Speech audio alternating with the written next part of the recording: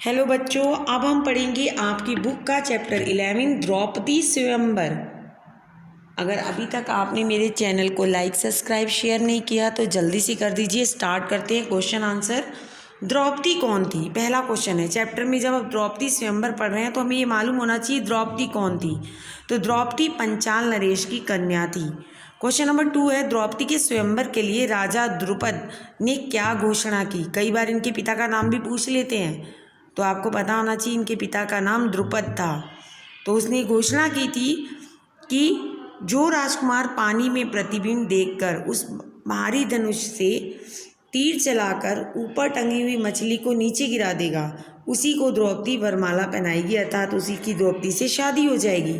Question number 3 है द्रौपदी ने के स्वयंवर में कौन कौन से राजा आए थे? तो उत्तर है द्रौपदी के स्वयंवर में धृतराष्ट्र के 100 बेटे, अंग नरेश, कर्ण, श्री कृष्ण, शिशुपाल, जरासंध आदि अनेक वीर आए थे। क्वेश्चन नंबर 4 है पांडव माता कुंती के साथ पंचाल देश में कहाँ रुके? तो उत्तर है पांडव माता कुंती के साथ पंचाल देश में एक कुम्हार की झोपड़ी के यहाँ रुके थे। क्वेश्चन नंबर 5 है बच्चों राजा द्रुपद की शर्त को किसने पूरा किया? तो उत्तर है राजा द्रुपद की शर्त को अर्जुन ने पूरा किया। क्या किया? वही किया, नीचे पानी में से प्रतिबिंब देख के मछली को आग पे निशाना छोड़ा था। क्वेश्चन नंबर 6 है किसके कहने पर द्रौपदी का 5 पांडवों से विवाह हुआ? अब धनुष तो केवल जो मछली को निशाना तो केवल अर्जुन ने बनाया था, लेकिन 5 पांडवों से उसकी शादी हो गई। कैसे हो गई?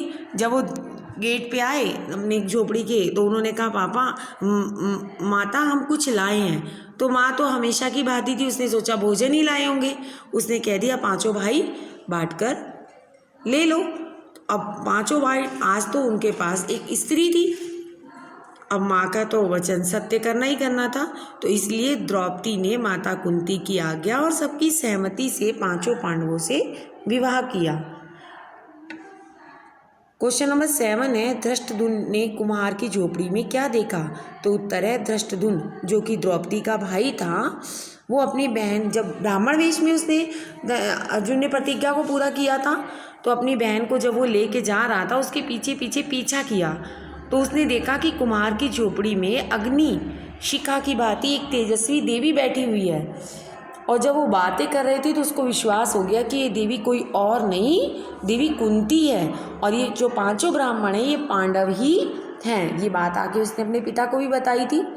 तो द्रुपद को ये फूले ना समाने का क्या कारण था? जब धृष्टद्युम्न ने बताया कि द्रौपदी की जो आपकी प्रतिज्ञा थी उसको पांडवों ने पूरा किया है और द्रौपदी पांडवों की पत्नी बनी है, तो राजा धृष्टद्युम्न को जब ये पता चला तो उनकी पुत्री का विवाह जिससे हुआ है वह पांडव है, ये सुनकर उन्हें लगा कि अब मैं बिल्कुल सुरक्षित हूँ, मेरी ताकत और मजबूत हो गई, पांडव मेरे साथ हैं।